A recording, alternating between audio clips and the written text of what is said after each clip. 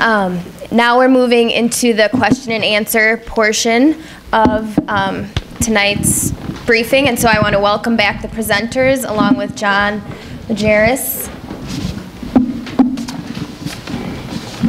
And for this portion of the evening, if you do have a question, please raise your hand and someone will come with a microphone.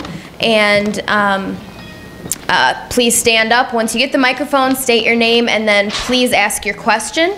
We're very interested in questions and not speeches, so I will hurry you along to the question part of your question if you don't get there.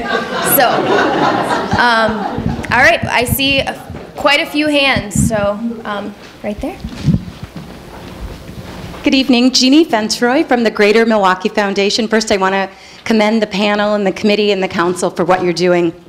I really believe, teacher quality is where it's at for reforming education in the 21st century. My question is, how will the classroom look different? What will the kids be doing differently that they're not doing today based on a graduate from your program, your new program? Well, I think that classroom is going to look different regardless of who's the teacher in that classroom, and we have to be ready for that. And the classrooms are already different, and I think Vicki and I can both speak to that. Classrooms are fully inclusive. Classrooms are filled with technology. Classrooms are filled with youngsters who have 24/7 access to technology, and they expect us to be ready for it. Classrooms are also filled with children who are coming from very difficult, challenging personal lives and experiences and carry sometimes burdens that we can't even begin to imagine. Luckily for us, they'll usually tell us everything. I think the classroom is there. And I don't want to monopolize this, but the challenge is that we have to educate every single one of them to high standards. And if you were in my 5th grade class, it only had to be about 20% of us who got to college. That was good enough. And probably 10% of those who got through college. That was good enough. Good enough today is so dramatically different. And that's what we need to do, is prepare people who can be part of that team to meet that dramatically different classroom. Did you want to respond again, or should we move on? Okay, next question. Go ahead, Sarah. Back there. Fran Martin, concerned citizen. I noticed when I look at the list of members of the coordinating council and design team members, I don't see any, I see a number of academic disciplines. I don't see any math, science, or engineering members, and I'm wondering if perhaps they're simply not identified as such on this, or if there aren't any there, because I think the U.S. is weak in terms of international scores in those areas. So I think that is an area of great concern. Okay. I can speak to that. They're definitely there. We had chemists, we had people from the health sciences, we had faculty and math educators from both public, private schools, as well as the university. We had a very deliberate process of inviting people to be part of this design team process. And I can honestly say that we didn't have enough room on this piece of paper to list all of the different credentials that they had. And STEM was actually a huge focus, and actually STEAM, which is science, technology, engineering, arts, and math, in that it was really clear that that is a need for the region, that the need to develop capacity for teaching science and math is a critical need of the region, and I'm actually going to ask Vicki to speak to that. Absolutely. As part of the coordinating council, we did have very rigorous conversations that it did include faculty from University of Wisconsin-Parkside around making sure that there was a focus on looking at the math and science aspect. So that has been addressed, and you're probably correct in saying that the credentials that individuals have may be a long list, and that may not be reflected on the document that you have. Okay, we have another question in the back. Karen Kilroy, And I have two quick questions. One, with your licensing, are you going to be able to license both in the state of Wisconsin and in Illinois? Will your graduates be able to get the license for either state? And my second question is, I did not notice that you had pre-K or kindergarten licensing, and I was wondering how that is going to play out in the future. Thank you. Okay. First, around the licensing. State licensing is really a state responsibility. So there are lots of collaborations across states at the national level. All states are pretty interested in creating a much more portable credential, and so they try very hard to do that. We will definitely be making sure that the licensing that we do for Wisconsin, which is our state agency, is really consistent with what's required in Illinois, and we are looking, and we will continue to look for developing reciprocity. I don't believe that we have full reciprocity at this particular point, and that's a political decision. It's not something that's in our hands per se. And then I'm going to go ahead and pass it back to Pat for the other part. I thought she was going to do both of them, so the early childhood, kindergarten. Our program is rolling out at a certain level just based on our own capacity, and we're hoping to grow other programs as we go. So if you don't see it now, doesn't mean it won't be there, just like we don't have graduate programs at this point, but I know the university would be interested in that and some other kinds of development. So it's not there yet, you're right, but we hope that we can develop that. Great. We have a question there, and then we'll come up front here. Good evening, Jay Nixon, private practice attorney. One of the previous speakers mentioned technology being a disruptive influence in teacher education. Could you elaborate on that a little bit and explain how you plan to deal with that fact? Education is one of the few enterprises in the past 100 years that hasn't really been too perturbed by technology. I mean, I still use chalkboards when I was teaching undergraduate classes. I still use chalkboards when I was teaching graduate classes.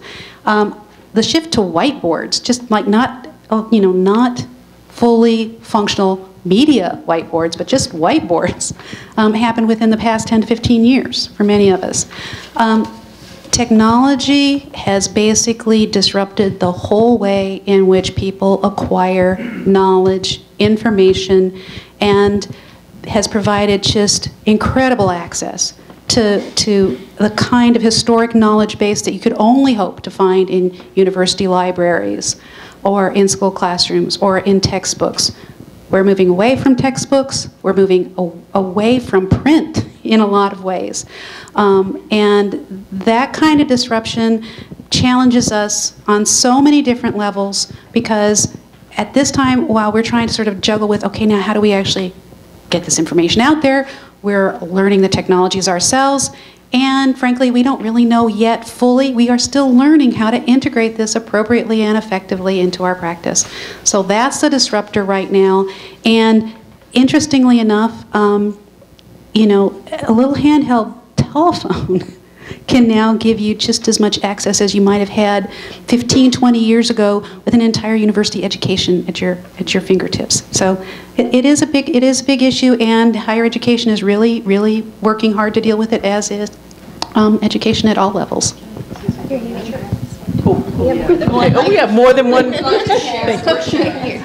I just wanted to say about the term disruption. I think Maureen's borrowing the term from, and using the term from Clayton Christensen, I believe, is the one who uses it. And so if you want to read more about disruptive technologies or disruptive industries, that would be the source of it. But disruption really can have a negative connotation, but it also can be positive. And so I think that it's a double-edged there, that we want to use it. It also can be generative of really new ways of thinking and innovation, and certainly that's what my iPad has been for me. It's a distraction, but it's also been incredibly rewarding as a technological tool. So I think that's. And I would like to take this back to the first question, because I heard that question as, how will the university classes be different? And so my answer to that is that students are bringing into the classroom technology that often faculty don't feel comfortable with. And that's one way that a classroom today at the university is different. And a faculty member who really is trying to reach students will let students reach out with what they can do. And so I think that's one way. I just see that changing in the classroom already. And so I know that that will impact the classes that will be taught in this program. We have another question right here, Richard, and then Larry. Hi, I'm Dick Aylett, a retired counselor in Racine. I was real pleased to hear that you were talking about possible teachers getting into the classroom early, because I remember back, years ago when you get your training and get your theory, and then there you are as a senior. Good luck. And the second part that kind of interests me a little too, I think a lot of young people get into teaching because they've loved the teacher, they really like their schools and whatever, and they get their knowledge and they're so enthusiastic and they're ready to change the world and train students. But it seems like within the first year or two, a lot of people leave the education field because of classroom management or discipline. And I know a lot of my fellow educators have said, I would have liked the whole class, not just theory, but really more realistic about class discipline. Could you talk a little about that, please? Vicki's probably.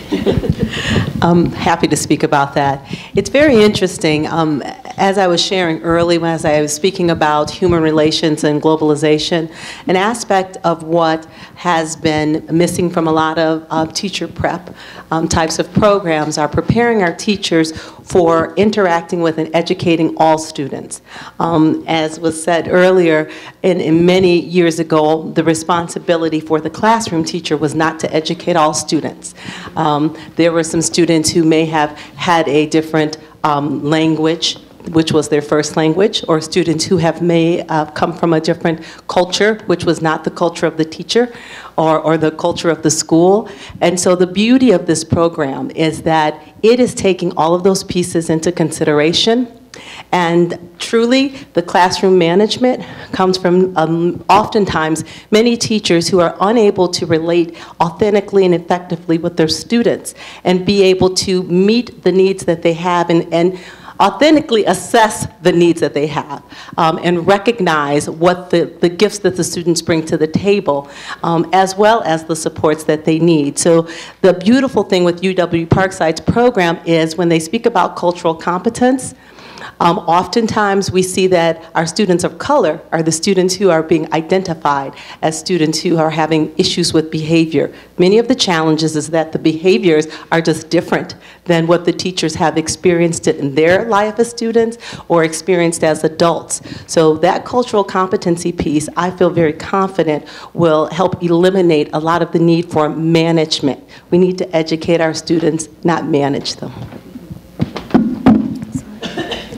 Okay.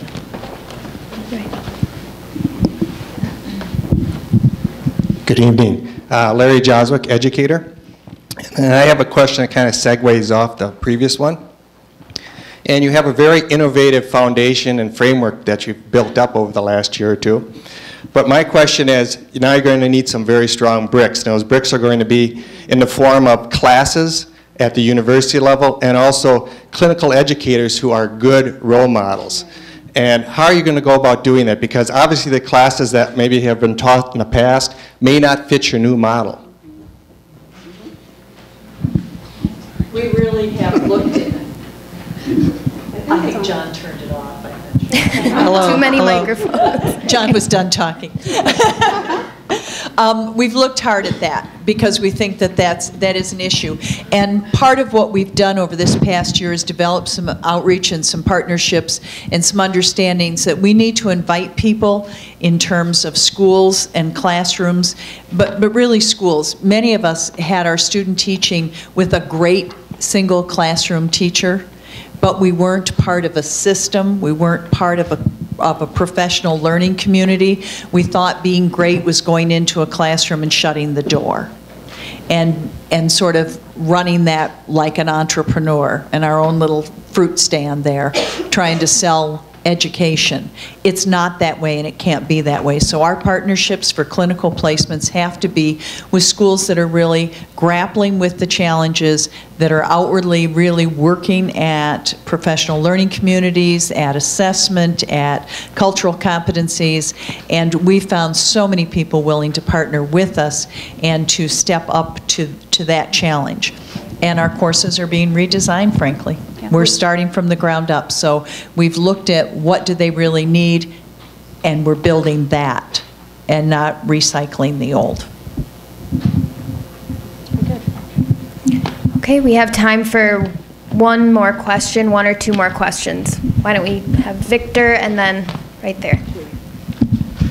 Victor Frazier. I just have 2 quick questions. This is all very, very good information. What is your plan for the measurement for 5 years down the road to see that you're actually doing what you set out to do? And then the second question is how do you plan on sharing what you've done? I know everybody in the room is all abuzz about it, but how do you plan on getting the word out in fall of 2013? Thank you.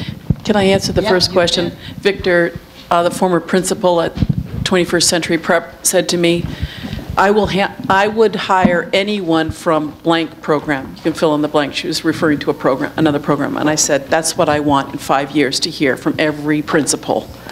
I will hire anyone from UW Parkside's program. That's my measurement. Okay, that's a simple measurement. But I know that they have other measurements as well. That's mine.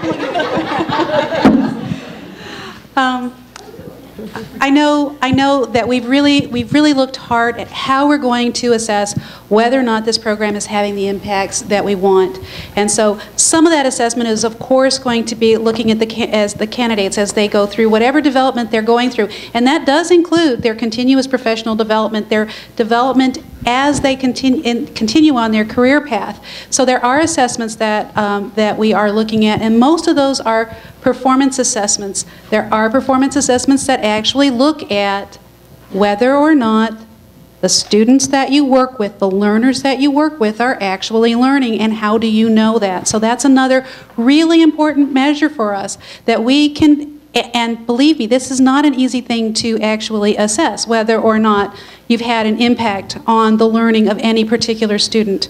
But we're working on how to do that at the individual teacher-student level, and we're working on how to gather that data to look at how across the program, where are there places in the program that we start to see, you know, there are some real strengths in cultural competence. How do we know that? Because we actually do assessments of dispositions, and then we look at the impact of those dispositions on the way that teachers are actually performing in the classroom. So we have multiple measures. Those measures are going to be mostly based on performance, and we're going to continue to collect data again, I told you, you're never going to get rid of us. Once you get into our program, we will be working with you for the rest of your professional career as long as you let us. And so we'll be using those relationships and that sort of opportunity for long-term look at outcomes to look at our own program. The other question was promoting the program. You're part of it. We expect you all to go and tell at least 10 people how exciting this is. But we also have a communication team headed up by Mary Jo Jeiter, and Maureen Bagg is on that team, Tammy Witt, we other people. We have our own media people here, John, and I think Dave is here someplace. And so we have a program of recruiters and admissions people who are working very hard and are right on our heels all the time to get us to give them some more stuff so that they can get out there.